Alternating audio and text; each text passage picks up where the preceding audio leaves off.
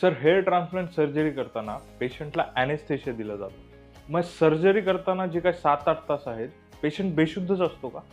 Hair transplant सर्जरीच्या वेळेला आपण local anaesthesia देतो. पेशंट कम्प्लिटली शुद्धीत असतो. फक्त जो पार्ट जिकडून काढायचे आहेत तिकडे ॲनेस्थेशिया दिला जातो.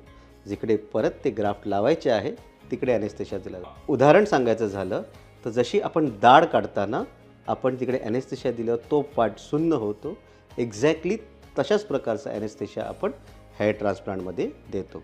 म्हणजे जेवढा डोनर एरिया आहे, तिथे आपण लोकल अॅनेस्थेशिया देतो आणि त्यानंतर जिथे डोनेट करायचे तिथे लोकल अॅनेस्थेशिया देतो. सो पेशंट सर्जरी चालू असताना पूर्ण शुद्धीत असतो, गाणी ऐकत असतो, आमच्याशी बोलत असतो आणि ज्या ज्या वेळेला जेवण थोडासा ब्रेक देतो आम्ही त्यावेळेला कॉफी वगैरे पण नॉर्मली पितो.